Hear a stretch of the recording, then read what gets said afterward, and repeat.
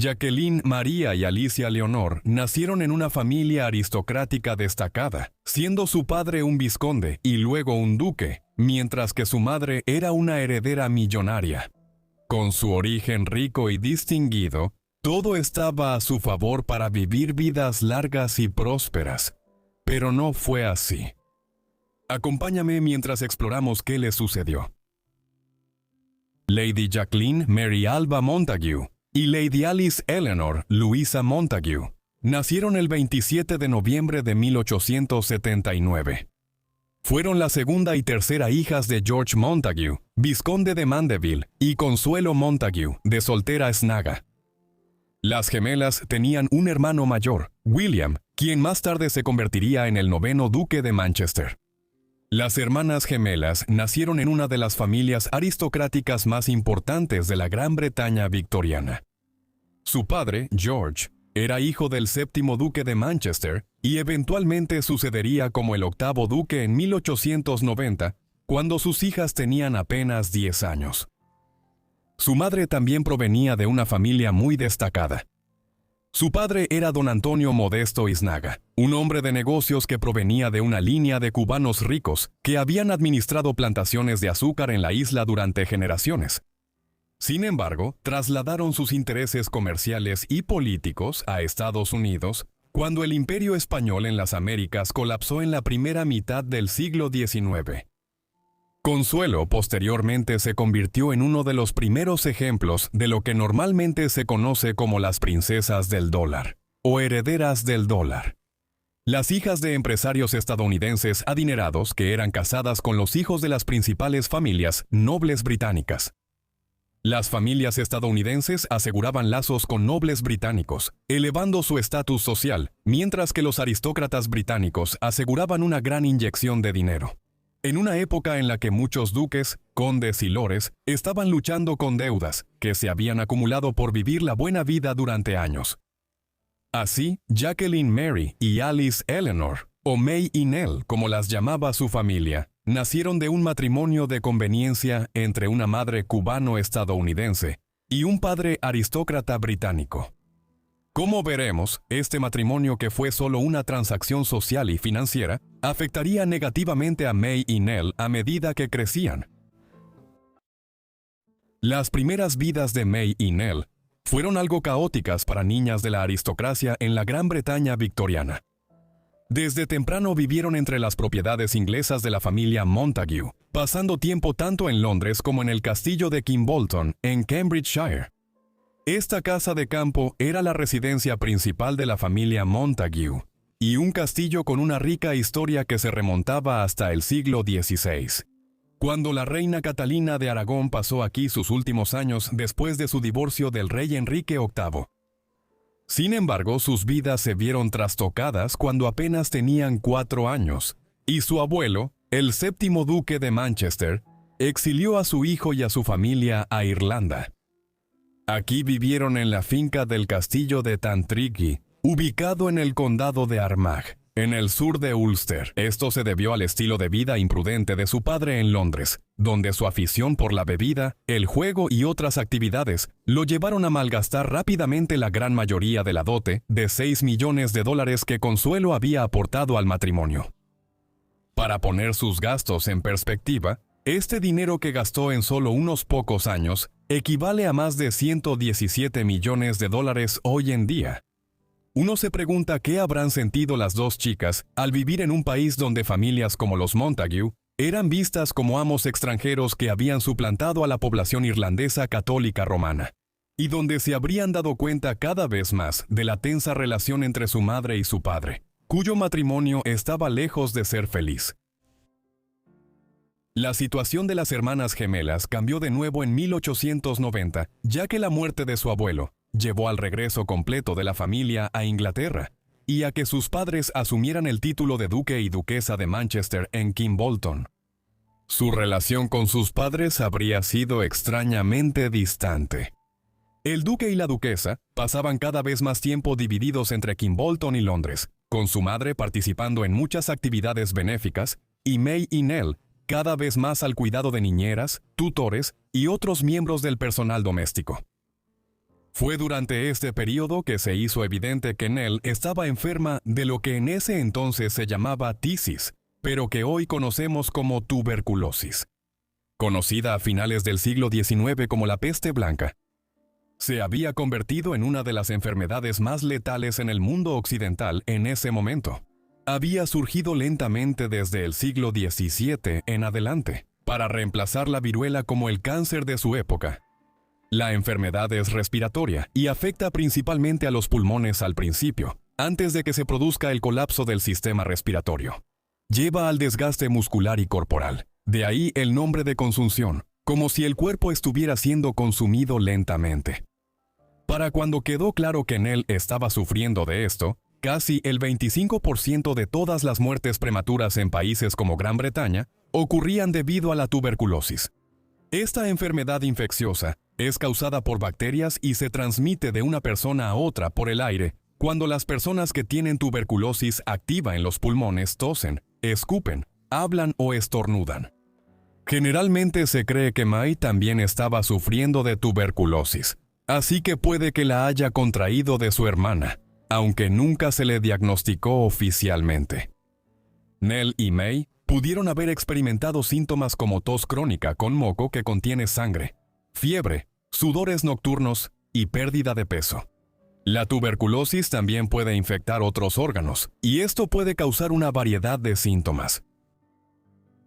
Las gemelas celebraron su 15º cumpleaños en noviembre de 1894.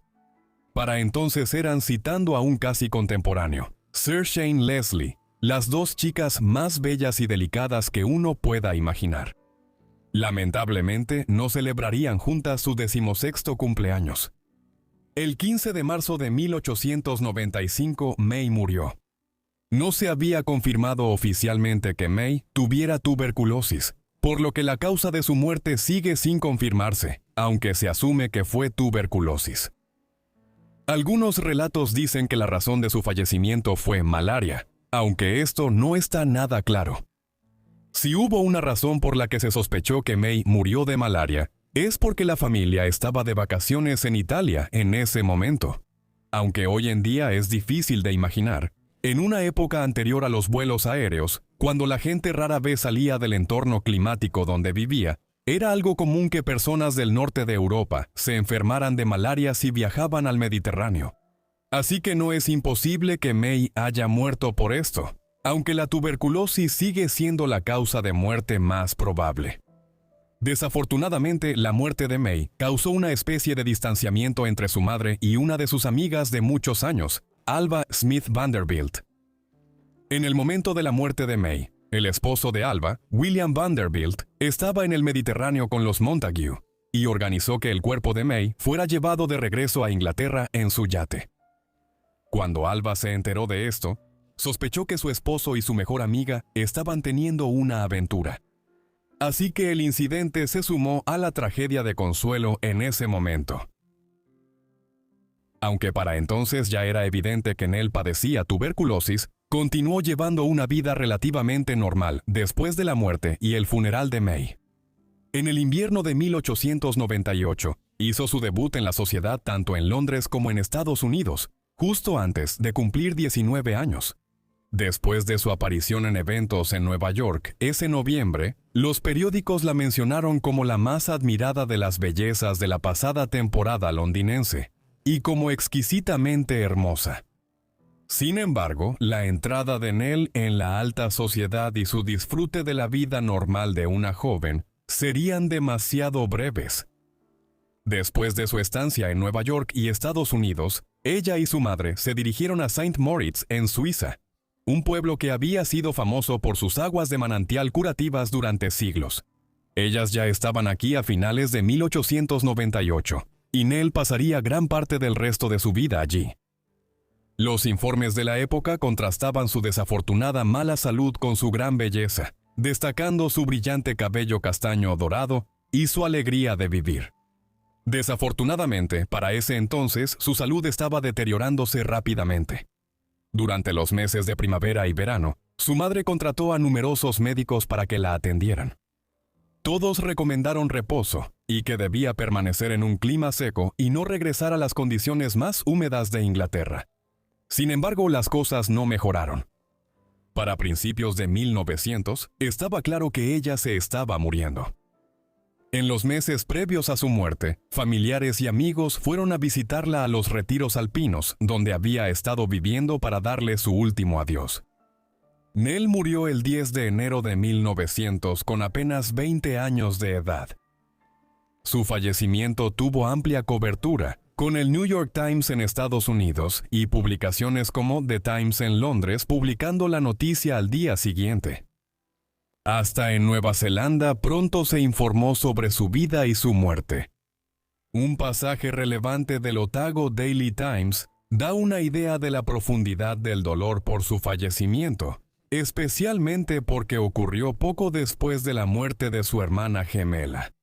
Muchas personas que nunca en su vida vieron a la difunta Lady Alice Montagu sintieron una punzada de pesar y tristeza al recibir la inesperada noticia de su muerte, algo repentina en Devil's Platz, porque uno se había familiarizado tanto con su hermoso rostro, al verla a menudo en fotografías o en imágenes en revistas ilustradas, que siempre parecía una especie de amiga personal.